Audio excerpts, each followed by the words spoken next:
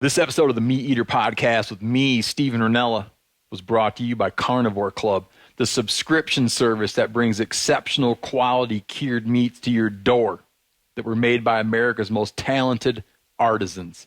Carnivore Club is a great gift for your meat-loving spouse, family member, or co-worker. The number of boxes you wish to gift can be customized. Go ahead and select a single box for Cousin Vinny, to 12 glorious months of Carnivore Club to your beloved.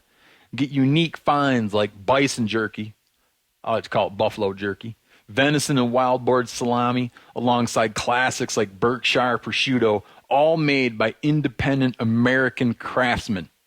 This month's feature is California's Angel Salumi, and you can get $10 off a gift subscription when you enter the promo code MeatEater at checkout. So it's like you give people a magazine. This is like giving them something to eat that shows up like a magazine. They get it at their house in the mail. It's cool. I've had it. They sent me some. I was deeply impressed. Visit www.carnivoreclub.co to give the best gift to the discerning meat lover in your life.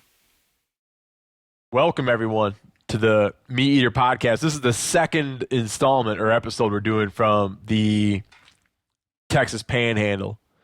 We're on the Llano Estacado or Staked Plains, and we're actually in this place called Ransom Canyon.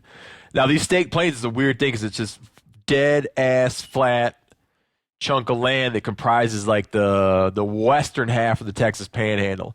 And I was reading earlier, I'm so curious about this place because it's just flat. I want to read real quick, when Coronado, the conquistador, when Coronado came through here and wrote about this, he was the first European, first white guy to pass through. He says, I reached some plains so vast that I did not find their limit anywhere I went, although I traveled over them for more than 300 leagues. With no more landmarks than if we had been swallowed up by the sea, there was not a stone, nor bit of rising ground, nor a tree, nor a shrub, nor anything to go by. That's like, this place is flat. This makes my first wife look chesty. Yeah, that was a good one. This place is flat. But earlier I was reading that I don't know, you guys might know this. It's pitched. Across this whole plain, it gains about 2,000 feet of elevation, 10 feet per mile. It's pitched. The northwest corner is higher than the southeast corner. I didn't know that. This whole plateau got cocked on its side a little bit. So the whole time you think everything's flat, you're on a cockeyed angle. You're on like something that Ronnie Bain built. Speaking of which, hi, we're joined. Speaking of which, we're joined by Ron Bain, a very long-term friend of mine. Sorry about that. We're getting close onto the holiday seasons. We're trying to make rum and eggnog, and a bunch of crane meat just fell out of the freezer. Also by Giannis Putelis, who works on the Meat Eater TV show crew, and Mike Panassi. There you go. 100% Italian. Born and raised in Maine. He's now a Texan PhD candidate. Studying coyotes, right? Yeah. He's killed one. Or coyotes. I've killed one, so it's He killed one. Coyote now. Can I tell why he killed it? Yeah, that's fine. He killed one he was trying to tranquilize it and he OD'd it. It was in very poor condition, so. It was already mangy. Putting it out of its misery. And can I tell the thing you just revealed to us? Probably not. Come on, just tell us a little bit. It's out there now, Which Mike. thing? I mean, we've talked about a few things. Oh, no, nothing to do with your wife or anything. What you were telling us about Memory glands? the deer. I don't think people would be interested in that. I think they'll be absolutely very interested, If Michael. you don't want to tell, I'll tell unless you don't want me to tell. Well, I just gave my opinion that I think it's... It's not an opinion. You told something you did. No, I read about it. All right, so Mike, he did something that's the most interesting thing that you'll hear all week, but he won't share it with us. Mike was born and raised in Maine. I was born in Connecticut, moved a couple places, but raised in Maine. When I moved to Maine when I was real young, formative years in Maine, so pretty much. And you grew up hunting and fishing? In Maine, yeah. Yeah. So, Mike, the Where'd you go? Graduated. Where'd you go to regular college? Graduated high school through Maine. Yeah. Went to UConn. So I was there for 4 years. Did some odd jobs and ends. Did some field jobs here and there. Went back to Connecticut to earn cash in the middle of each of them. What'd you study in regular college? Ecology and evolutionary biology. Oh, you did? At UConn. Oh, really? Yeah, I took the biology track instead of the wildlife track. Yeah. And then came out to do a master's degree. Did some field jobs. Worked in the field for 5 years. Then started my master's at Texas Tech. Finished it. Decided to stay on at Texas Tech. What? That was on coyote genetics as well, but more of a lab-based study looking at how well DNA sampled non-invasively. Talk about this. Yeah, okay. So there's kind of been a transition. Generally when you do a genetic study, you kill the animal and take a tissue sample, and then you analyze it. Well, you can't kill an animal if it's an endangered species, and really, people are less interested in killing animals if you don't have to. So there's been a transition to sampling non-invasively. So hair samples, where you catch the animal, take it, pull some hair out of it and let it go. Yeah. You could also get DNA from their scat or their shit. Yep. Basically. So what happens is it's actually tissue from the abdominal. It is. So when you take a shit, sloughs off on the shit, right? right? It's the cells from the from the animal that as the food passes through it collects intestinal epithelial cells is what they are, yeah. And it collects on the outside of the fecal sample. And so you pick up that fecal sample and you swab the outside and you get a mix of bacterial samples or bacterial DNA and then DNA from the animal. And so you use specialized primers. Well, yeah, you get that too. So what if he cannibalized another coyote? Would you be able to figure out what DNA was from the coyote that got cannibalized or the coyote that was taking the shit? That actually would be more challenging. But fortunately, coyotes don't generally cannibalize each other. No. I found a coyote shit one time where he had shit out an entire fawn's hoof. I've seen that a lot. Have you? Teeth and hooves obviously for teeth. I mean, they don't get digested. Well, now that you're trying to do a one-upsmanship game. Oh, did we? I'll tell you something else. That's fine. I found a bear one time that shit out a bear claw. Don't one up that. So he was pruning his teeth, or cleaning his teeth, and he swallowed it. I found a robin nest. Shit out of robin's nest. So, Mike, and then you did that work, and now you're doing work on coyote genetics as well, but completely different question. So now landscape genetics. So looking at the relatedness among coyotes across a large geographic area. Everybody thinks coyotes are very adaptable. They can live in almost any habitat. From city to a desert to mountainous to swampland almost. And so, is there any differentiation among these, or does any coyote can they just as easily move from one habitat to another? Yeah. And so my question is, are they genetically differentiated based upon, well, not only habitat, that's the main question, but is it anything else? Temperature or, and most people would think, well, coyotes being such a generalist species. No.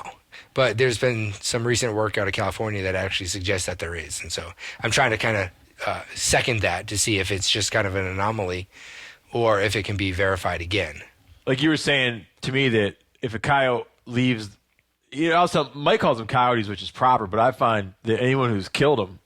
Well, I killed one. I told you. Yeah, but you OD'd them. Well, it's still killing one. That like if a coyote leaves the mountains, is he likely to just go settle into some mountain somewhere? Well, that's the hypothesis based on the work out of California. Yeah, it's called the natal habitat bias dispersal hypothesis. Pretty original, right? I like that. Yeah, natal habitat bias dispersal. So if you're, fuck you, Ron. All right, we can start talking about strip clubs. No. And Ron will wake up. We're actually. See, I told you. We're not.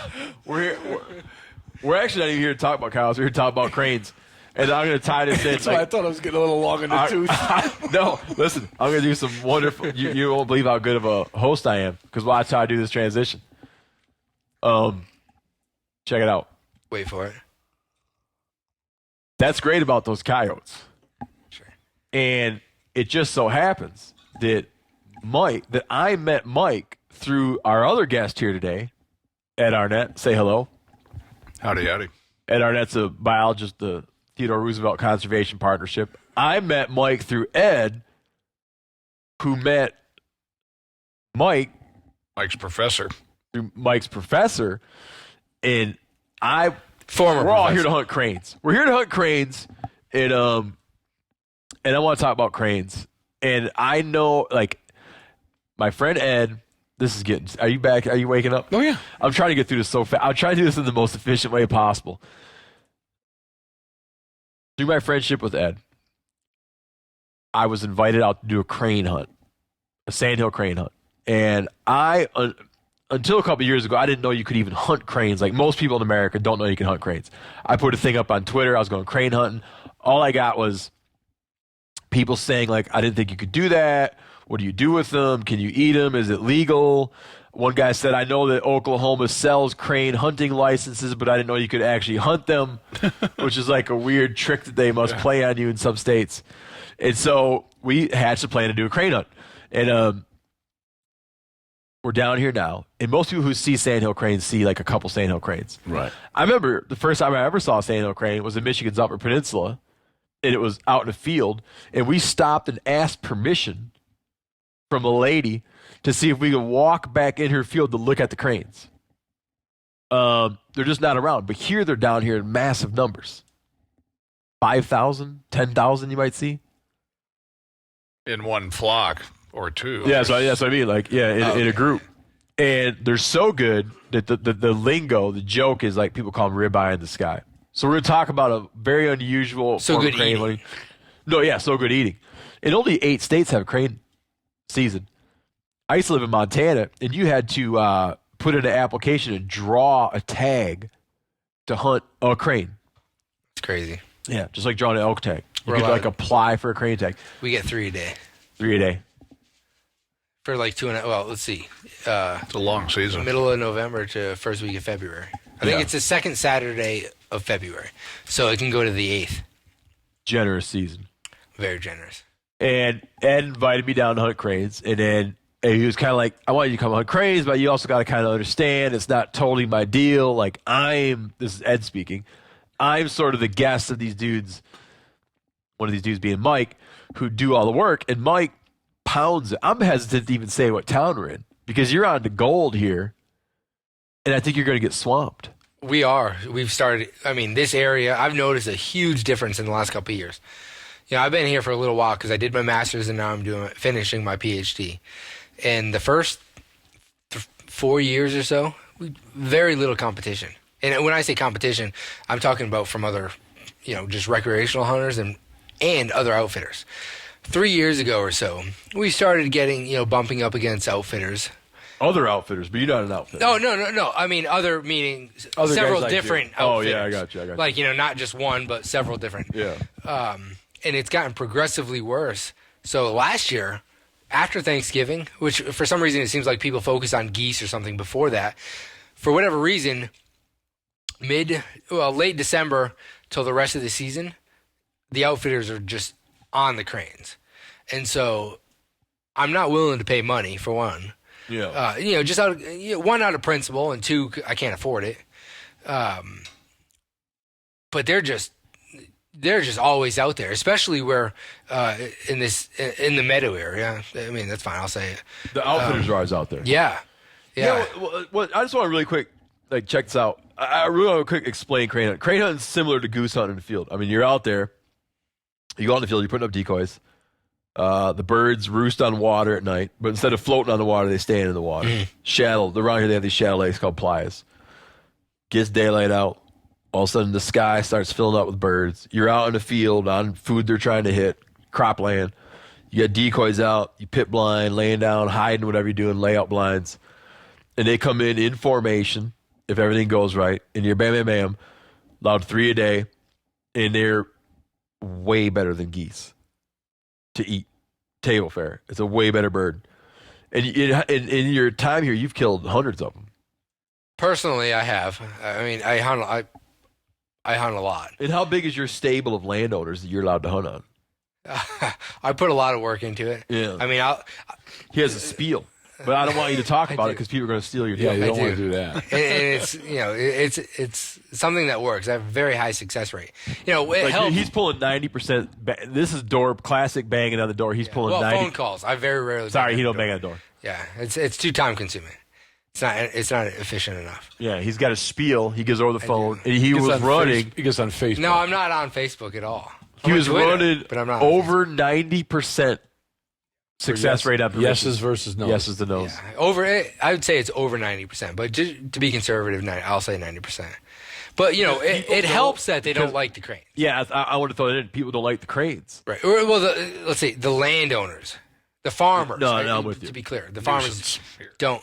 Well, okay, They're hard on winter wheat. and I'm generalizing, and I hate to generalize.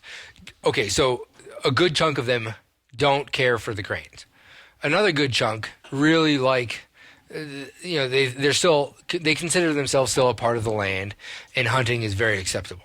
So that certainly helps. So even if they love the cranes, they're okay to crane hunt because there's a sustainable population. Well, we had a So I'll give that to conversation. him. We were out getting a permission. I was with you when you scored a permission. Yeah, And this was actually like started out the phone call. and that was rare. Guy yeah. wanted to meet us at a Dairy Queen. Right. Normally they don't want to do that, but that was cool that I got to meet him.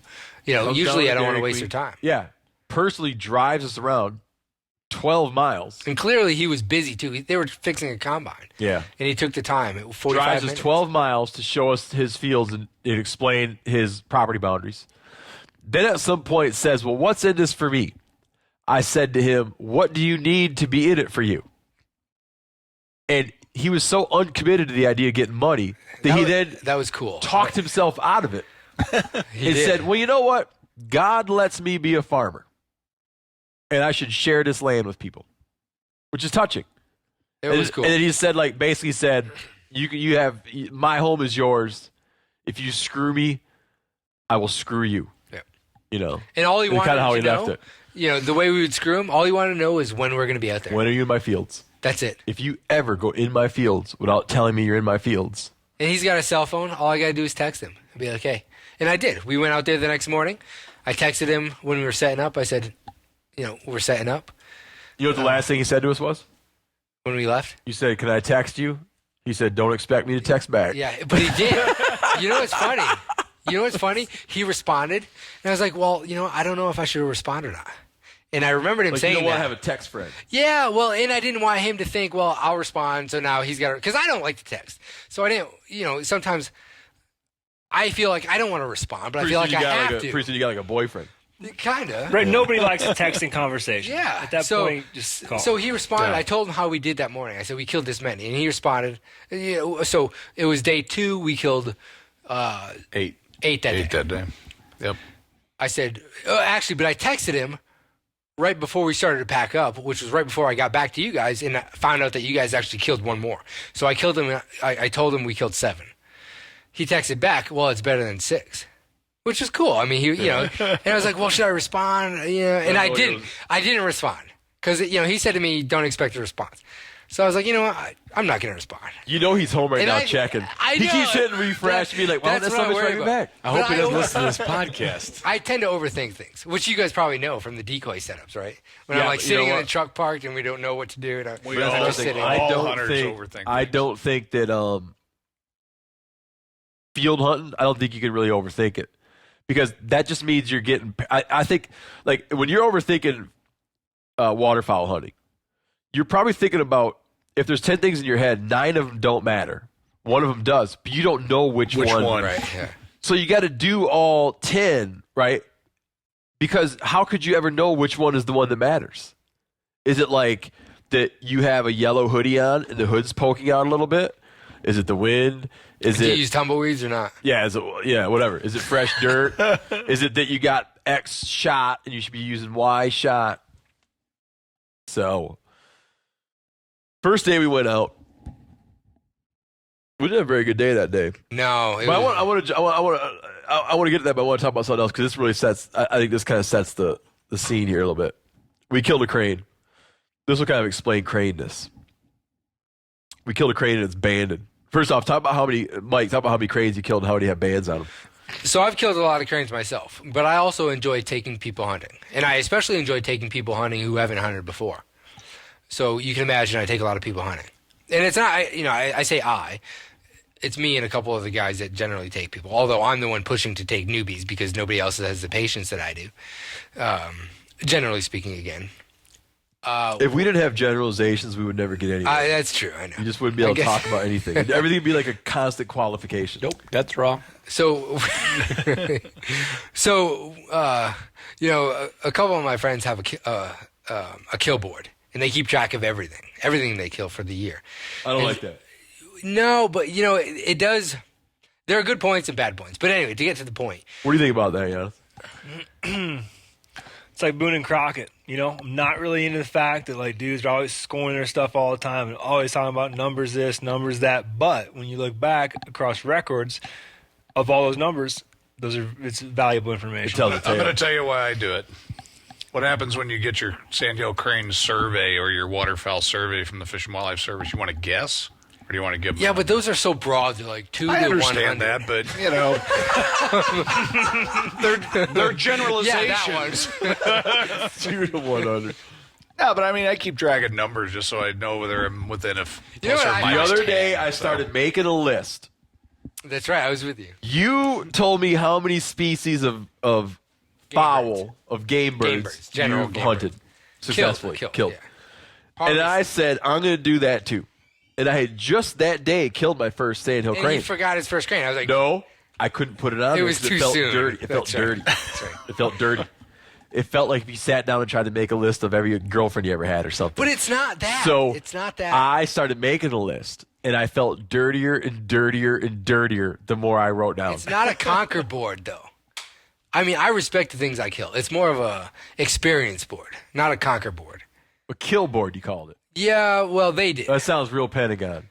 Well, come on. We're not going to use a cliche. Kill. Yeah, like you harvest. Hey, I'm not lying. I know what killing is. It's killing. It is. Yeah, I'm not like, I harvested this. But the reason why I like it is because it's more of a ratio thing, species to species. Like, oh, man, we killed that many widgeon this year compared to last year versus gadwall versus teal. And that's why I like it. Yeah. And it's a relative thing. I used to keep a hunt journal. So you did it too. I kept the hunt journal, and I got lazy and quit doing it. And now when I look back, I can't believe I ever quit. Me, It's an amazing record. So why do you say you feel dirty? Calling it a kill board. A hunt journal is different because here's the thing. A hunt journal is a day-by-day deal. It's not like you making this catalog, this Noah's Ark collection Of only the kills. I got you. Yeah, it's like I killed It's a one record there. of your experience. Yeah. And what you Hunt harvested journal's along the way. has more heart. Yep. But I don't want to get away from. What was I even talking about? We were how many cranes? Okay, yeah. Oh, So that was my fault. We all got these off on a cranes. You've tangent. seen how many dead cranes have passed through your hands in your time here in Texas. So with all counting all the people that we take, so basically over our decoys. Yeah. Okay, whether it was me or friends, and we actually tallied this up last year, and so of course it's going to be higher this year. It was 1,000 plus. All legal, of course. Let me say that. Yeah. All legal. How many 1,000 plus? Well, probably another 1,000 plus illegal. No, that's a qualify joke. that. That is a joke. So you and Legal. your hunting buddies and crew and all that have went through 1,000 cranes, and you found and how I'm- many bands? And over how many years? Well, first, hold on. How many years? I've been in Lubbock, so having a lot of fun with my master's degree. Took some time. A lot of fun with the PhD. So since We don't 2006, need to get into your tardiness on your degrees here, Michael. So since 2006, so a few years, but I didn't hunt for the first two. But anyway, in all the friends that I've taken, and we take a lot of people, 1,000 birds, I've seen now 2 banded birds. And so it's a big deal. And I was the one who killed the other one. So I've got 2 The now. first one. The first one, yeah. Well, all right. So real quick, Ed, if you could, as quick, because Ed's actually banded a bird, as quickly as possible, explain what that means when someone says a banded bird. What it means to bandit? No, what a banded when someone What says a like banded bird is. like what is a banded bird? Sure. So biologists, for a variety of reasons, banned waterfowl. Your colleague and friend Brandt bans waterfowl. I banded thousands of ducks myself, but I did ban a few cranes. And the reason is to track their migratory patterns. You get information about not only movements, migration, but also how old the animals are. You know, a lot Survival. of information, survivorship, all those kinds of things. So when I banded some cranes in Oregon, it was part of a nest success study. And by putting bands on those animals, we would, if they were killed in another part of the country, we'd know, what their migratory patterns Yeah, were, so those like kinds of when you things. ban the bird, the So- only way you're ever going to get any information is someone shoots or finds the bird And no one calls picks up in and tells you where roadkills. they found it. What's that? No one picks up roadkill, so it's from Yeah, hunters. you'd be surprised how many people do. Roadkill? Like, and drop it did off at ask- museums. She did ask what happened to it. Yeah. And Oh, yeah, also, I thought that was a naive question, but I didn't think Yeah, no, it must have. it's not Could've a been naive hit by a question wind because we farm. could have found it. Yeah, it could have been hit wind by a farm. wind turbine, hit by a truck. But you get a lot of good demographic data once that band is returned in. makes sense. Where it was from where it was banded to where it's found or killed or whatever. You get information about how old it is. All kinds of demographic information. Is So good. there's another thing like real If it's simple a like this. coyote, it's controlled. Oh, what do you guys can't have a side Nothing. conversation? Nothing. So there's another thing like there's this thing in biology too called mark and recapture. Well, let's say you went into a lake Yep, and you can do netted. mark recapture too. You go into a lake and you net 100 bass out of the lake, and you put a tag in each of those bass, and then a week later, or then you on this tag it says like if you catch this bass, call blank number. And a week later, 90 guys have called with bass you put a tag in. You'd be like, wow, man, there aren't many bass in that lake, and the ones that are all get caught. Or you go in and tag 100 bass in a lake, and 10 years goes by, and no one ever turns in a tag. You'd be like, man, there's a lot of bass in that lake, and the amount of people catching these, there's not many people catching the bass. Like, there's 100 of them, and no one ever turned them in. So with ducks, I remember someone telling me it's surprisingly high, the number of these bands that get returned. But, The percentage. yeah. I'd have to call Brant. But I was kind of surprised, like, how good people are about calling them in.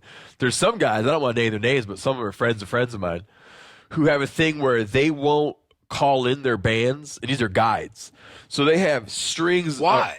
Well, because they feel that it's like that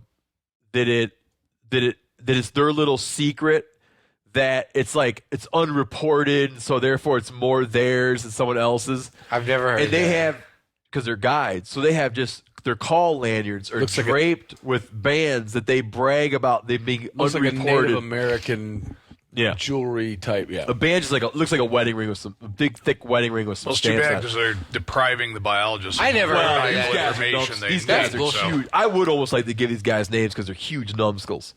Steve, Are they you know, listening another to thing this? is when I started duck hunting in Michigan, the first time I hunted with, back in Twin Lake, I heard guys say that if you call it in, you got to send it in.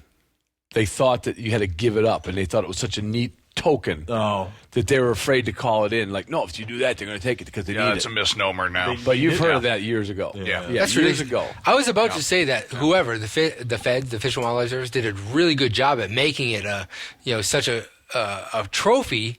Yeah. To call it in and figure it out. Yeah, they But just want you maybe to call it I in. had never heard that people actually think it's Oh, cool yeah. to Listen, keep it these secret. guys are the only guys I know. These guys are big snow goose guys, and so they like to just, Yeah. they're always trying to find ways. And I don't even want to get into it. Yeah. Call it. So in. This the band- reason, I was just going to say this bird had a double band, and the reason it but had, we haven't even introduced the fact that this bird had a band. you're right. We had, Oh yeah. Oh, I thought we did. You said you banded a bird. 1,000 cranes have passed through Mike's hands, or he's seen 1,000 die. over my Yeah. decoys. Oh, so yeah, Our decoys. we just got one. We just got the second one this week with a band on it. It had what Ed called a double band. So one band is the wedding ring band, and the other band is a Wedding ring band being the metal band. Yeah. Typical Yeah, metal the band. the other band is this big chunk of plastic on there with big numbers, so that someone would be able to read that with a pair of binoculars or a spotting scope, would be able to pull that number off visually without having to kill the thing to get the information from it. We call the 800 number. I mean, like, the crane's barely, he's still warm. From the field. Ronnie calls the 800 number on the band. From the field that we shot at. And We got the nicest girl in the whole world to Just- take care of us. What was her Very- name? Tammy? I think it was Tammy. Tammy. super nice gal. And She sounded hot, too.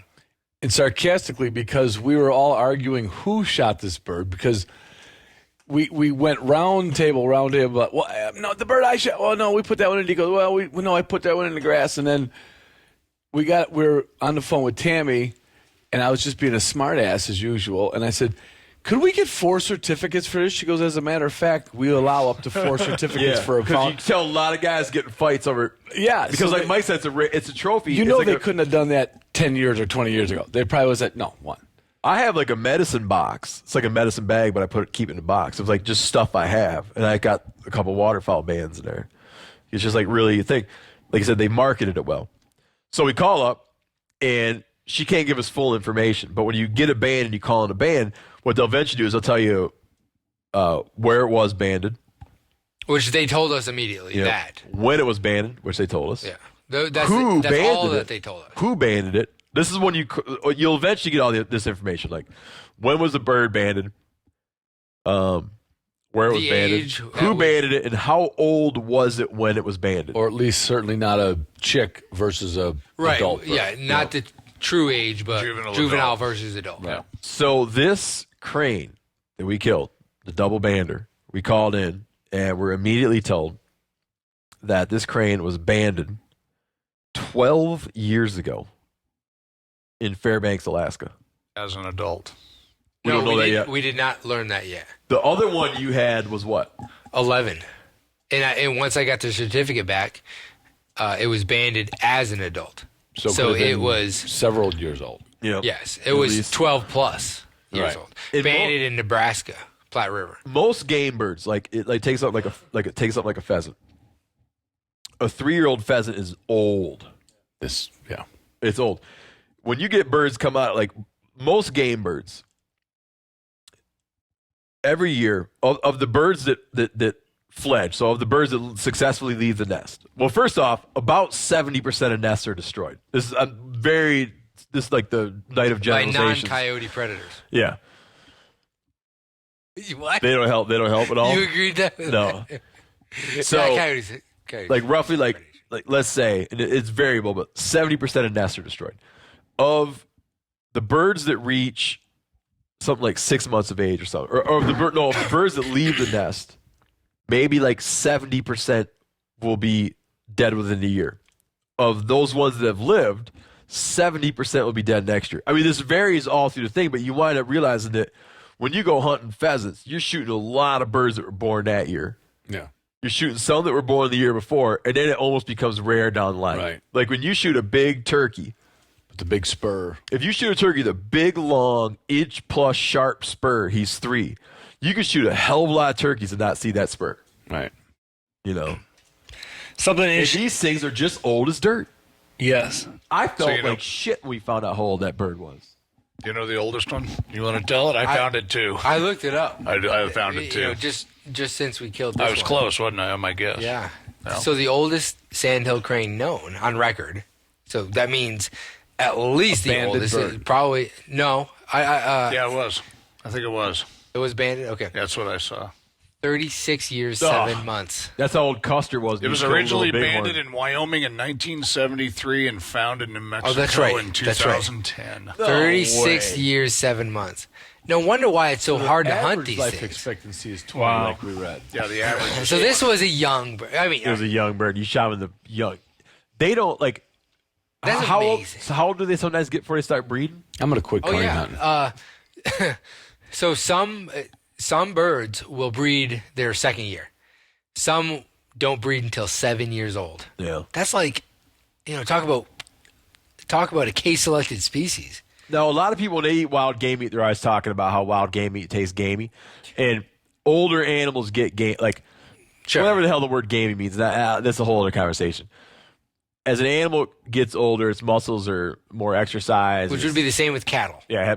But what the point I'm going to make is people who just eat meat from stores in restaurants seldom are eating animals. They're never eating animals more than 2 years old. Unless they're eating burger, because then, you get this old It could bull be who's old, sterile milked out. now. Yeah, just but grind it used to take 7 years to run a dairy cow. They can run a dairy cow through way faster than that. They milk the guts out of a dairy cow in a couple of years now. Right. They'll run her through all of her cycles that But fast. if- Get every drop of milk they would have gotten out of her in 7 years, they get out of her, I don't know, in 3 years. You don't eat many old animals. chickens, those things are a few months old when you're eating them. 6 months for a meat chicken. And here you are, just tonight, we're eating some bird that's old. I killed a bear that was 17 years old one time. That's old. I felt bad about that because I was older than that at the time. I wasn't held out, I felt bad. I don't know why.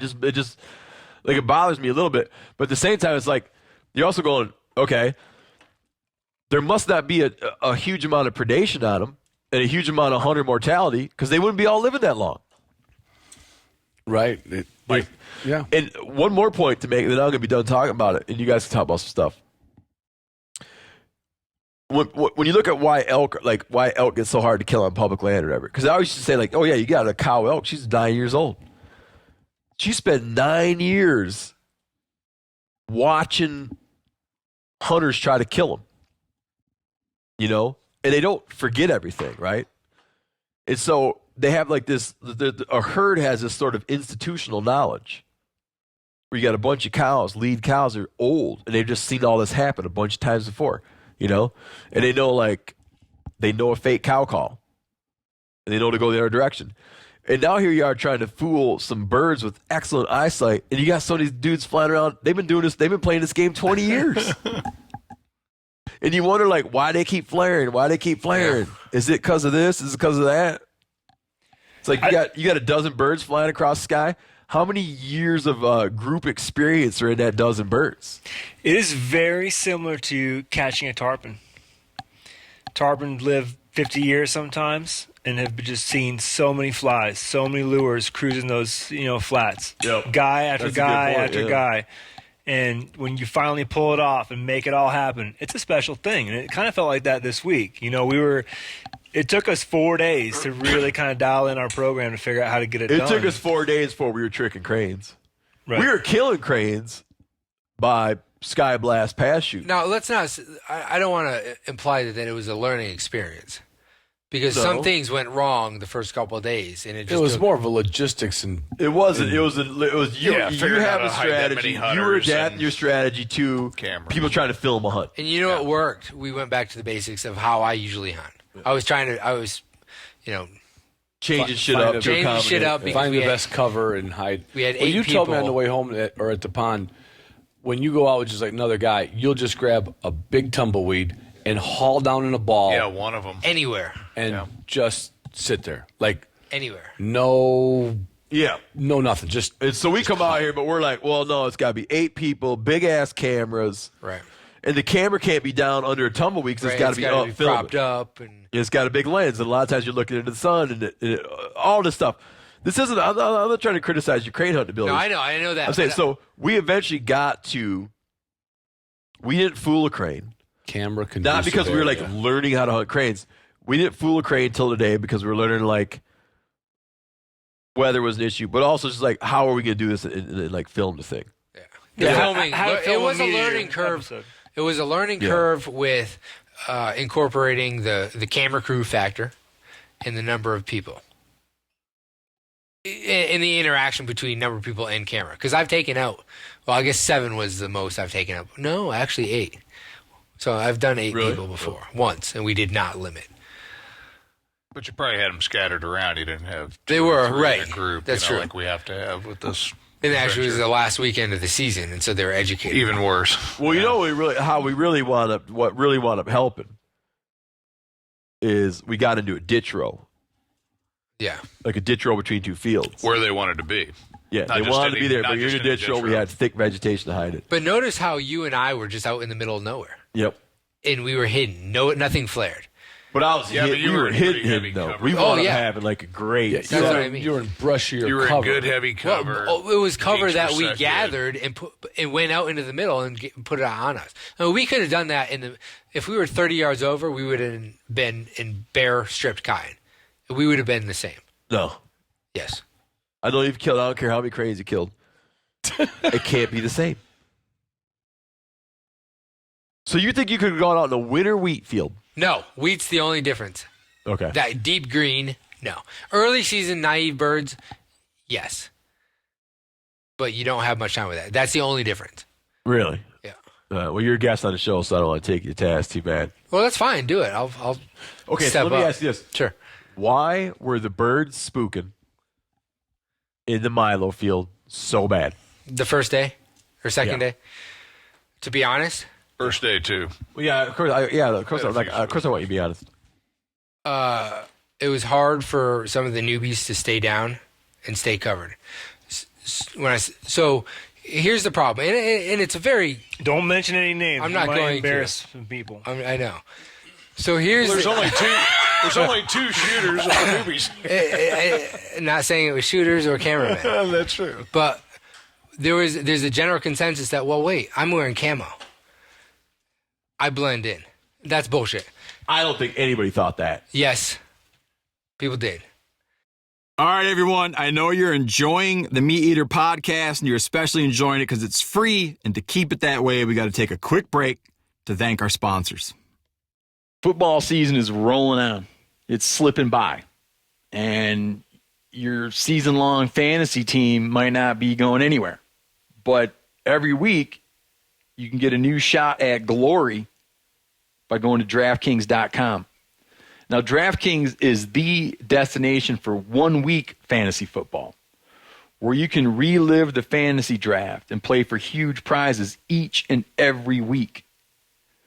You can challenge your friends in a custom league or join an existing one to play for your share of $1 billion in prizes that are up for grabs this year.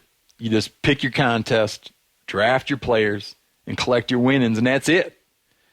You can renew old rivalries or create new ones, go head-to-head with friends, dudes at work, fantasy players from around the country you don't even know. It's up to you. And DraftKings is crowning a new millionaire every week this season. Every week. You could be next, but, I mean, if you're going to become one of these new millionaires, you got to play. And this isn't fantasy as usual. It's DraftKings. This is the big time. So hurry to DraftKings.com now. Use promo code MEAT, and you'll play for free with your first deposit in Sunday's $1 million fantasy football contest. First place takes home $100,000 in a lifetime of bragging rights. Enter MEAT for free entry now at DraftKings.com. That's DraftKings.com. Anyway, even if you're wearing the camo, they feel, you could sit up a little bit. And you can't. Like, if you saw me, and you yesterday, I didn't pay attention as much today because I wasn't in the field as long. Yesterday, you and I, we were laying flat on our back, head on the ground, Yep. and that's what you need to do. We were laying on the bosom of the earth. Yes. Nobody was doing that except for me. And Ed did it a little bit. Ed has done it a couple times. But even he got sore. Who was running through the decoys at first line? Go on. That's why. I don't want to hurt anybody's feelings, but there's a certain guy, gets daylight out, big old group cranes coming. I see a guy basically running through the field like a lunatic. That was me. I don't want to say who it was. It was me. 9 out of 10 times that works. Here's the thing. You were just there. He didn't have his crane suit on. I was trying to cover all the bases, all the, okay, what happens if this happens? I was trying to dig another pit in case we had to move. Which you don't believe in. I don't want to do pits, and we abandoned pits. Okay. And so, but we committed to we pits, tried. and so if you're shit or get off the pot. We committed to pits, so I'm going to go all the way. And yeah, that was my fault on that first group of cranes. I'll admit it. No, but I'm confident. No, that's fine. But your point is well taken. But I mean, the we need problem- to stay down. It's movement and The problem was it was not the bare dirt or the tumbleweeds or anything. It was people not staying down. They were seeing our brand new camo or even the old camo. It does not look like the bottom. They're seeing this stuff day in, day out. They have that extra rod cell or cone cell. I don't remember my basic biology. They can see, exponentially more colors than we could even imagine to see. That was the problem. I promise you. I will take you hunting. Me and you will go out tomorrow, lay in the middle of a cotton field with tumbleweeds. What are you going to do for clothes? I'll go naked. I'll wear white. Whatever you want. But I will hide enough that they won't see through the tumbleweed. If they see anything of me. I'm not totally rejecting what you're saying. I think it could be true. I think that they can see fabric. Definitely. And I think the fabric, you might think like, ooh, this fabric is blends in. great, blends And in. it might be that they're flying over and they're like, what in the hell is that? It's a You know, Where's Waldo Like blanket. imagine saw the- you can see through a window. But if I lay a window down in a big field and you're flying over, you can be like, that's a son of a bitch window out in the field. You saw the bibs I had on last 2 days? Yeah. Those shadow grass. The pattern was absolutely perfect for what we were in. They were too damn bright. I needed to go roll around in the damn playa and get muddied up. But you I was pulling. I kept rejected the idea. I kept pulling. I did reject that idea, but I kept pulling the native vegetation. What were around. you doing then out there in the playa on your back when you're? I was trying to Yeah. muddy. I was wondering that myself when you were filming. It was a crane dance. He's to, like- to bring him in. Oh, Stop! Don't film that. No, but I mean that's a pattern that was perfect for the vegetation we were in, but it was still too. It was way Still too too bright. bright. Way But- too bright. Yeah, I don't want to beat this whole All right. camouflage thing. No, to death, I got to but- beat this up one part. I got part two. Wait. Okay. Go ahead. But where we were, there was a big mud pit hole playa. There was nice tall Don't grass call it a all over. playa. It was a ditch. It was a pond of some sort. Okay. Anyway, You there call was that water. a playa? I don't know what It's a a playa ditch is. road. All right. So there was water in there. Okay. And beyond that was a bunch of white old hay bales, the plastic sheathing from hay bales all over the place. Why didn't that bother the cranes? Because it's there. They were used to it. It's been there, and because those pieces of garbage. But if we there's went to random that field scattered the other garbage. day, the first field, and we'd all have just laid in white suits. But it would wasn't that there. bother the shit out of it. Ron, what did that first field look like? It didn't have all that shit laying around in there. was If you no look Detroit. at that I place, understand that. there was an old propane tank. There was a bunch of. But the first there was time, all kinds of stuff. they've been there. looking at that Are field we for a- 20 years. Exactly. They have. So we're- They've been looking at that field for days now. At least days, Then- weeks, Actually, months, I've been years. So, like, 3 what was the weeks. day that But here's what I'm saying. cranes Here's all of the a sudden decided the white's okay? Because they're accustomed to it. No, they Already- flared it. But no, because look at this. You got to think about this. You already have an animal. We know for a fact. What day did the We know the for a crane fact we have decide these not animals. to flare? He's 11 years old. Right. He was tagged in Fairbanks, Alaska. I think it's a shame. He's made okay, whatever it is. It has managed to stay alive for 11 years, flying from Fairbanks, Alaska to Texas. And got tripped up by white plastic on the ground. So no, let me finish That's my not thought. what No, did it don't is. don't try to do the flippy trivial bullshit with me. Okay, that thing's 11 years old. You're telling me it can move from Fairbanks, Alaska to Texas, back and forth, and do it 11 years and not get killed, not run into something, whatever. But that son of a bitch can't get a basic sense, a basic spatial sense of what is where in its habitat. Sure it can. I think that if you had taken a propane tank out to the first field we hunted in, They'd and that- flare- well, they'd how flare big the was that propane. propane tank?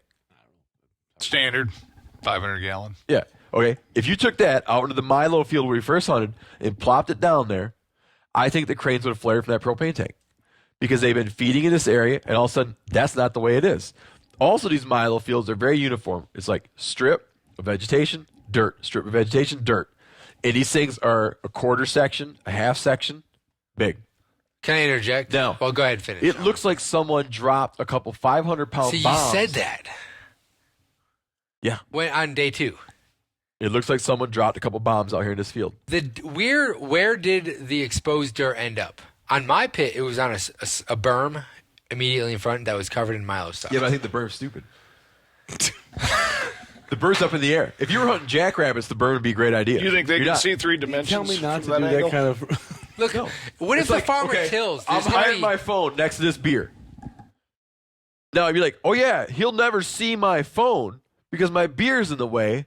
But when my finger's up here, the beer don't matter. But it's not a beer. It's dirt in the middle of a dirt field.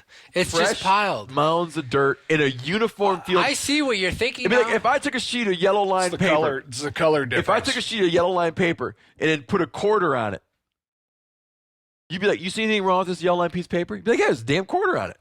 it's a night. That's all that garbage looks night like. and day difference. All right, I don't want to talk about it anymore. I want to tell you. Hold on. Let me. Yeah. I see. Let's make one more point and move on. One more. I want to make a point. So here's what this is going to suggest strongly that you're wrong. There's no such thing as proof. I'm not even going to counter. I don't know what it is. I will not counter it. Go. He's on the defense. You can tell He's on a rope. He's scared. No. Okay, I'll counter. So it. listen. I'll change my mind. Please do. When the outfitters go out, that can spend their entire working day doing this. So basically, this is their life. What they'll do is they'll make 300 of these stuffers that I have and spend more time than I do. What they'll do for a blind, in the middle of a Milo field, they'll take this 15-foot long, 4-foot deep, 4-foot tall grass build that morning with, because they break it down and put it in their truck, their trailer, and put it up every morning. Flip open lid like you'd see a duck blind that you make permanently. And the birds suck in because there's so many decoys. They don't give a shit about that new pump. And it's a new... Thank you very much, Michael. You're welcome. Thank you. Appreciate your... Go ahead, Steve. Oh, okay. I thought so. Next I topic. promise you I wasn't going to counter. No, then you said you would. You would. No, please. What do you have to say for that? What I'm saying is that the little berm that was 18 inches high, covered in Milo stalks that are also covering the rest of the field, did not flare. It was people in their fabric. I promise you. Okay, I have a counter for you. And we only had Now, 2 dozen decoys. If we were Plus the the socks. same way, exactly the same way we were the first 2 days, Yes. and we dropped out 600 crane decoys, you think those birds would have flared on us? We'd have slayed them. Which Both day? We'd have days. slayed them. Day one, it was not us flaring them. Day one, it was somebody had hunted the field illegally Yeah, the day there before. weren't that many birds and I didn't coming. know until The day that they were flaring on us then. On fabric or berms or whatever it was, Would have the day they slaughtered were them. flaring on us, if we had 600 decoys out, Slaughtered them. That's a good question because there's competing variables here. There's Yeah. always more than one variable. I think we'd have slayed them. Let's talk about your decoys. Sure. Hold on. One quick thing I just want to drop in because we were on this old bird, and it's like Fairbanks, Alaska to Lubbock, Texas. Sounds like a long We didn't ways. talk about that. We didn't say where it was. Yeah. Oh, we didn't? Yeah, you did. I actually been Yeah. in the field. It's right next to the Fish and Game office. But no, but we didn't talk about this today. Yeah, we did a little quickie. You gave a little date on it. That's where it was banded. We got that, right? Where it was Fairbanks? banded? No. Okay. Well, Anyway, Yeah, whatever. I just said he went back and forth 11 times from Fairbanks, Alaska. Yeah. Anyways, it sounds He like said a it far right. away. Just so everyone knows, it's 3,763 miles. Oh, yeah, he's just some dumbass bird. He don't know what's the what. Okay. going on I got a instinct. text back from Brant about bands and about percentages. Historically, it was around 40% that have been reported. But it's come up to around 70% with the toll-free number. And No, they're webs- saying of the birds that they put a band on, Yes. they get them back. They get them back. Now it's up to 70% because there's a website on the band and there's a toll-free number. It varies a lot by location. Alaska, it's still below 50%. Did you notice that bird was so damn old there's no website on the band? That band Yeah, good looked point. like Before- an Yeah. old... It's like It was just pre-website 800. stuff. Yeah. The metal was actually starting to deteriorate Yeah, at it the was- bottom it was end. really It had Right eaten on away the some of the leg. wording. And it had I knew that it was old old. clip on it. That's right. You know what? Yeah, It that's didn't an just old have the band style. compression clip. I saw that clip and thought it was odd. was I like a didn't even locking think clip. it's because it was so old. Locking. Nah, I knew he was That was old back when they because had it was to so hammer him out worn in on the the metal bottom. shop. Some guy with an anvil in a coal fire. Like take the stove. bird into the Yeah, shop? forging. Right. Yeah, Put it around. Really forge it keeping on there. They only man. got 2 birds banded a year back then. So we killed one of the two birds. Damn it. So, the decoys. In field hunting, people will use typically rags, which it can be just like a piece of fabric. For snows, it used to work before they got wise to it. Yeah, people just put white rags out in the field. Now we had these things then there was like silhouettes where you basically, that's what we used to use when I was a kid to hunt Canada geese. We try to. You like cut out the silhouette of a goose and put it on a stick and put it out in the field. Socks, which would be like rag decoys. We tried using and use silo socks, which is a silhouette head with a sock body. And then people will have shells, which is basically like the top half of a bird you just lay down. You'll have freestanding whole geese with legs. But Mike is making. What do you guys whisper about? Silo socks. I wondered why they call them silo We socks. didn't put 2 and 2 We didn't put 2 and 2 together. That's genius. Good name. So I'm like, boom. Mike it's like when has I realized found- what a pool shark was. what is that? Oh, It's when you I never lose your thought about money. that. Yeah. Yeah, It's say really interesting. aha moment. Same thing. oh man. Anyway, it so feels let's good. go ahead. It feels good. In my head Doesn't to my it? toe, man. Yeah. So Mike makes his own crane decoys. and this is a whole interesting thing about birds, and Ronnie can poo-poo this as being just a bunch of horse pucky. But Mike skins his cranes and then explain the process. He reforms the crane's skin into a decoy. Now, not every one, of course. I mean, they take, all when it's all said and told, each decoy takes just under an hour to do. From dead bird to decoy. Dead bird to decoy. All right, tell the process how you do this. Okay, so it's not like an assembly line process. I start with, I'll cut a whole bunch. So each decoy has a couple 2x4 blocks in it. Now, I'm not saying this is the best way to do it. No, start with skinning the bird. You got, like here, a crane falls out of the sky dead. Well, that's what I'm saying, though, because I don't start there. I do some prep work. Oh, so that I'm sorry. So I'll start. You've got your If parts, I know I want to make make 10 decoys or something, I'll prepare 10 steel stakes that are going to be the neck, or at least form the neck. Yep. Cut the blocks. Gather the size screws that I'm going to use, and put it all, like, make a decoy making kit basically. Yep. Then the season starts. Ideally, I do it before the season. Didn't this year because I had an unexpected issue with dermestid beetles, but so.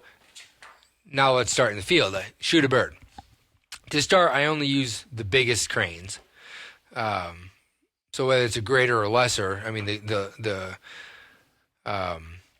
you can get a big lesser, but generally they're going to be graders. And so if it's in good shape, meaning it's not all beat up from your shot, I skin it, salt it pretty well. Leave his own legs on. I do. I leave its own legs on. How far do you skin the wing out? As far as you could, basically as far as you could until it's just where you can't go anymore, but you can still slip some loppers in there to cut through that bone. Yep. And so there's always a little bit of meat tissue left there, and then brain tissue, because if you were going to do a museum prep, you would skin out the entire skull, but that would make Take it the brains out. 3 times as long. So I just cut it as close to the skull as possible and as close to the wings as possible. And I leave the head, so that neck, I invert it, so it's like an inside out. Yeah. Sock. Like it's called tube skinning Oh, okay. or case skinning. All right, there you go. That's how you skin mink, muskrats. Didn't know that. So you salt that. I use salt. Borax would probably be more effective, but it's more expensive, and I do it on the cheap. We would have maggots on our hands when we set up the decoy. Well, He you saw calls my them clothes. stuffers. I call them maggots. Well, In the you guys nicest, are calling them zombies. I was offended. in the nicest possible way. No, I'm just kidding. So yeah, he and you reform the thing. So skin it, salt it, and then generally the next day if it works. If you wait longer than that, depending on the temperature a little bit, but the hide's not pliable. The neck starts to harden. Yeah. And it's not as malleable. And so ideally it's the next day.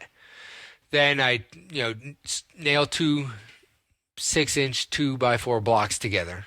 Staple that steel rod that I had cut, maybe probably a 24 to 28 inch steel rod, staple it to the top of those 2x4s, shove it up the neck. Then I put some like pillow stuffing, whether synthetic stuffing, or I've actually used cotton that I've gathered in the field, again, when times are tough. This stuff on the side of the road, of course. So then you kind of, and all that does, you put it on the side of the 2x4s, and so all it does is makes the decoy wider. Yeah. And then you kind of fold over the skin flaps and staple it to the edges of those 2x4s. So, because it doesn't matter what if there's 2x4 exposed at the bottom, nothing sees the bottom. So you skin it over. Could I add one thing? I Yeah. mean, basically, in case someone's not getting what he's doing, he's basically playing taxidermist. Yes. Yeah. Not nearly the quality. Low rent, cheap ass taxidermy. Yeah, if you want a On a taxidermy, mass, call me. on a mass scale. You would not want to pay for these birds. No, some people might. Come on. Help me out. There's a couple of them that don't have foam coming out of their mouth, look like they're vomiting. There might be a cheaper skate than me. Hey, it's Or maggots simulation crawling out their of cotton. eyes, They're or- eating cotton. In your defense this morning, when the fog lifted, I'm like, there's the birds. There's there's a bird standing in the field. And I'm like, oh, shit. those are the stuffers. So, You didn't tell me that. That's all. He thought they were real. I thought, because there was so thick a fog, I'm Good. There you like, oh, go. shit. And I'm like, oh, that's where we put the stuffers. We had a couple cranes land in the decoys, and I kept laughing about that crane landing and walking around and just being like, hey, these cranes are all dead. Or they're just boring. Wake up, guy. Well, you guys all right? Let me go send for a medic. And we have a crane come in with a red cross on its wing, coming in with a fanny pack. That crane is like, hey, buddy, there's a maggot. You got maggots coming out of your eye. What's going on with you guys? But they work. But here's what I want to get to is Do you want me to finish up with the crane making or just decoy making or we well, I'm good? just worried about time because I want to get to the So basically, you use great stuff. You film an taxidermy echo, them. done. yeah, but Robert Abernathy, a friend of mine who was a biologist and did a lot of work with turkeys, he makes decoys, similar process, but he just plucks a turkey, then buys a shitty turkey decoy, and then glues the real turkey's feathers onto the turkey decoy. He made one of these, and he was saying that, I can't remember what it was. Do you remember, Giannis? 31 or... He was saying Yes, it was somewhere up it there. was like, he said, I think it was 31. He said 31 turkeys, 31 male turkeys have laid their eyes on this decoy. I have killed all 31 of them within some inches of the decoy. No way, really. Yeah. That And effective. he said, and we showed that decoy to number 32 and killed it. Now, you can't fathom what a bird looks like when it sees. I remember a guy was talking about a bird in the jungle and the iridescent color on that bird, and they're trying to figure out like what do birds see when they see other birds. And he said it might be akin to what that bird sees when he sees a member of his species through the jungle, which just seems like green and there's flitters of movement. He said it might be like what you see when you see a lightning bug. It's like you don't know what that thing sees when it sees it, Right. you know?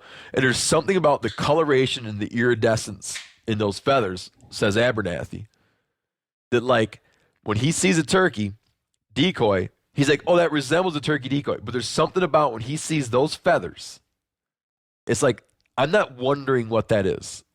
I know that that's what that is. And it's some combination probably of shape, position, iridescence, but we can't just assume that like when we look at a camo pattern and be like, oh, it blends right in. Yeah. You just don't really know What they're seeing. how they judge, like how a bird in the air says, oh, that's my kin. And how other times when a bird in the air just goes, I'm coming in no matter what. Yeah.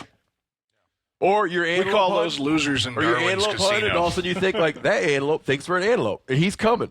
You know what I mean? And you're shooting at him and he's still coming because he's like it's like he screwed up. He's got it in his head. He sees something. But Do the decoys, people- I think that those decoys work, and I feel like today the birds that approach those stuffers, the maggots, the zombies, What do we want to call them? Stuffers. like the looks of those decoys. Yeah, they work. And they didn't like the I don't think they liked the other ones that much. The Silo socks. They I didn't, saw even us- get, they didn't even get that far. Well, I think saw they some worked come in the and day flare. before. I saw some come in and kind of flare from the decoys. I mean, some people do well with Silo I'm socks. sure they do. I'm sure. Well, they but I think the silos get them close. They can see them, but I don't even think they were seeing them today. The day before, they were coming in and flaring around them. That's why we kind of sat outside of them because the way they were flaring over, then they gave us really close passing And shots. earlier we had birds land in a spread that included maggots and silos. Silos. And it's Yeah. typical, actually, to get birds landing in the decoys. That's pretty common. Is there a, You know, not that we're letting them go to land. It's just sometimes they come from a direction we didn't Different expect direction. them. And yeah, and you were saying we're like expecting cranes. everyone from the east today, and you could all of a sudden just, well, those ones that went over the wind some friends of shifts ours. or yeah, then they watched them. I And remember. I had some point I was gonna make about the. Oh, and you were saying like on opening day, they might pile in, but at this point they've been getting shot at for a couple months, Yeah. so they might be getting a little bit. And it also, the other thing is you don't know what trip they're on. Like we talk about this sort of institutional knowledge about these birds that are alive so long. You don't know what happened to him an hour ago. Yeah. Yeah, that's true. You know, Good point. you call us the bird at 11 o'clock, he flares from decoys. I don't know what happened to him at 10 o'clock. You could have been Was shot he getting at by shot at by some dude? Yeah. You know, you just don't know. It's like you don't know what kind of trip they're on, what they've been doing, what they've been seeing. Why do sometimes elk freak out? Sometimes elk don't freak out. You know, did a guy just shoot at him? And how much does it matter what that lead bird does? Yeah. I mean, is it a... Yeah, it's like That that was lead the cow. rest of today. We were going to get the trucks and a bunch of geese. Yeah. We had some Yeah. goose decoys out. A bunch of geese came over. And the A fraction, a third of those geese 5 or 6 on that edge Yep. really wanted in. I saw split that. off and started circling. Like they were like, oh, let's go land with those other geese. And there was some geese going, and you could see this little group of geese going through this like, I don't know, they're not. Hey, guys, I what don't- do you think? Wait. Yes? No? Yes? No? And in the end, they're like, shit. They went and joined back up with the group and That's left. because their mom was up there. Yeah. So Good. get Like, your no, ass no, no, back no, up no, here. no. And it was the edge birds that wanted to. The lead birds didn't. You know, they kept They were They buying having it. any and part they of it. won the argument. Have they proven that? Do the older birds really lead? Do they know With that? elk, absolutely. With elk for sure. Okay. I'm not sure. You'll see. I do. I've I seen have with a friend elk- that shot the lead bird of a group of like 100, and he said it was tough as nails, suggesting it was old. Old bird. Yeah. But I haven't read the literature. With elk, I've seen where you'll have a calf. You'll be like putting the moves on a group of elk, and a calf will bust you, and the calf will jump and start, and no other elk cares. Because it's like a boy crying wolf. They're like, yeah, he don't know what he's doing, you know. And sometimes if an elk so much as picks up her ears, the whole herd's The like, lead- what is it, you know? Well, and if you happen to shoot the lead cow, I experienced this. She must have been the lead cow because they all just stood there. They don't know. What They didn't know what to do. They found there's these guys studying these vervet monkeys and how they have like a little bit of a language. Like they have a call for predator in the air, they have a call for predator in the tree, they have a call for predator on the ground. They recorded a monkey vocalizing a threat and then started playing the recording of the monkey vocalizing the threat to his troop all the time.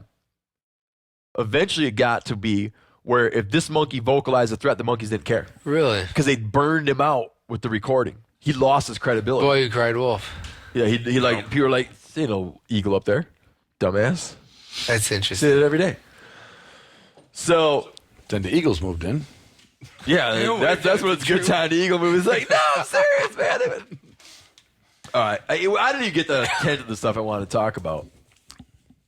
Can we keep going? No, I don't want it to be too long. Can I ask a question? Please. So, back in what was it, Mike? Maybe 2008. I started hunting with you. What was it now? Cranes. 14, I think it probably. was about 2008 when I joined faculty at Texas Tech, and we got to know each other and started hunting. I'd never hunted cranes a day in my life, and we went out, and I thought this was the coolest thing I've ever experienced.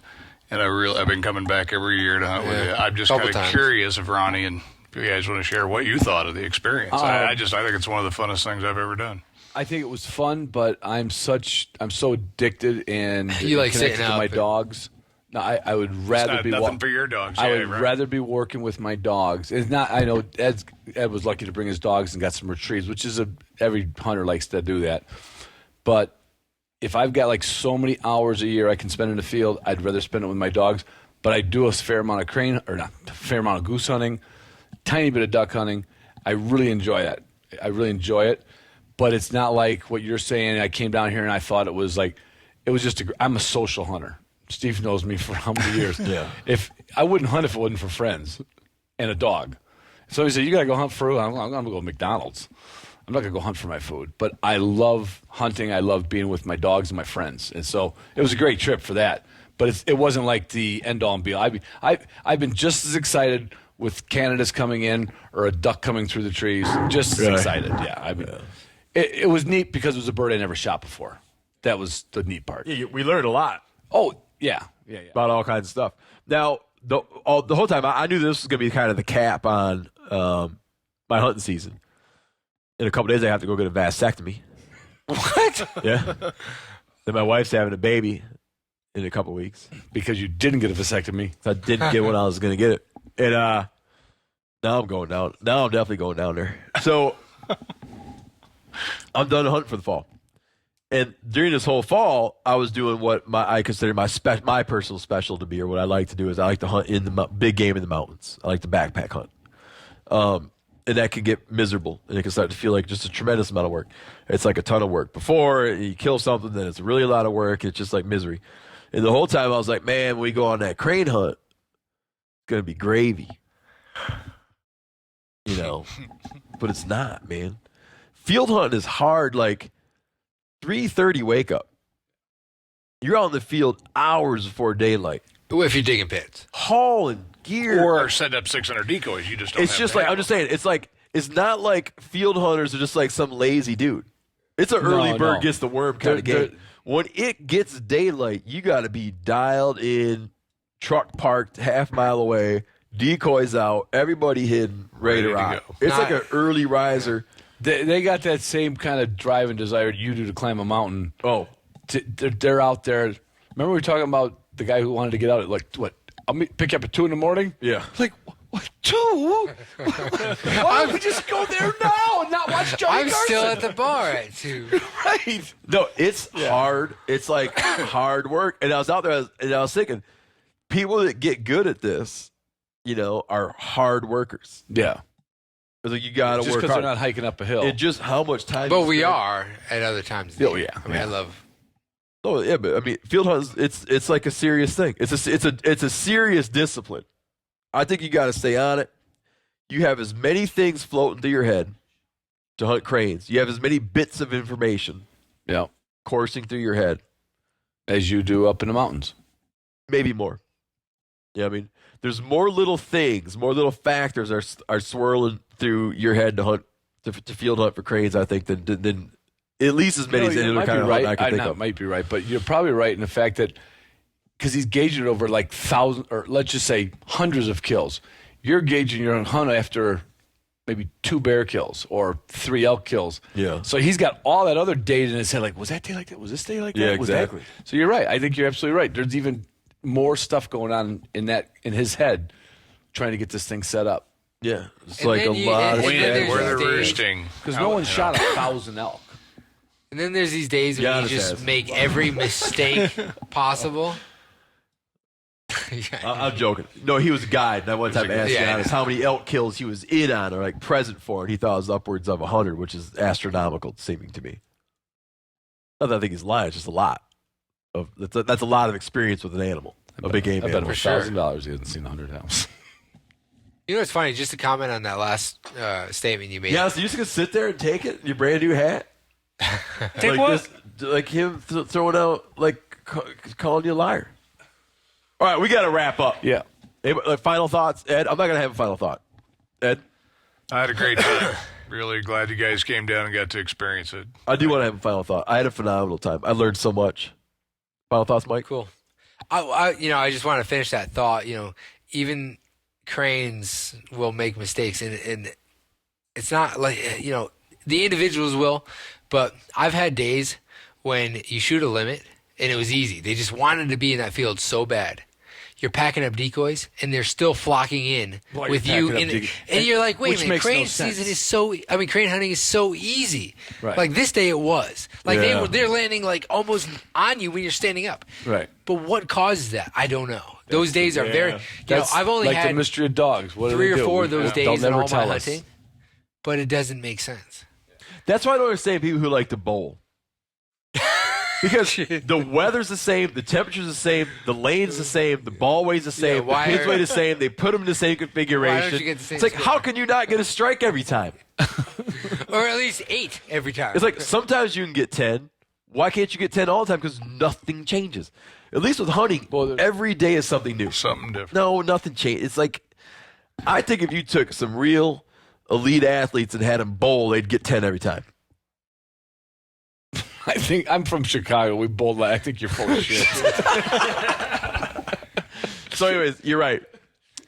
That kind of stuff keeps you out there. Yeah. And then one last thing, tell these guys how many pounds of Crane sausage you made. Just try to use the thigh meat. Just from the thigh meat. I'm not talking the drumstick, but just the thigh. Because the breasts, you don't corrupt them. Right. You just eat them. And I'll do it a bunch of different ways, but you're right. I don't like. I would never You grind. don't like that. make gumbo out of the breast of it. I hesitate to even. I don't even make jerky. A lot of guys do, and it's good. But I won't even make jerky out of it. Just too good. Yeah, it's like throwing it in a crock pot, and a lot of people out there do that. But I mean, you could throw anything in a crock pot for 8 hours. Throw a shoe in a crock pot. Yeah. It'd be fun. So anyway, to answer your question, I made last year, and granted, these weren't only birds that I killed, but my friends don't save the thighs, so I take theirs. Yeah. I made. I had 50 pounds of thigh meat, Crane thigh meat. crane thigh meat, and then plus whatever pork I added It'd to be it. like So a container like that. I want to wrap it up with that, ladies and gentlemen. That's what I'm talking about. 50 pounds of Crane sausage. Thigh meat. Thigh meat only. Meat Eater Podcast. Thanks for tuning in. This episode of the Meat Eater Podcast with Steven Rinella was brought to you by Carnivore Club, the subscription service that brings exceptional quality cured meats to your door. And these meats are made by America's most talented artisans. This month's feature is California's Angel Salumi. You can get $10 off a gift or a subscription. That's where they keep bringing this stuff every month. When you enter the promo code MeatEater at checkout, visit www.carnivoreclub.co, that's .co, to give the best gift to the discerning meat lover in your life.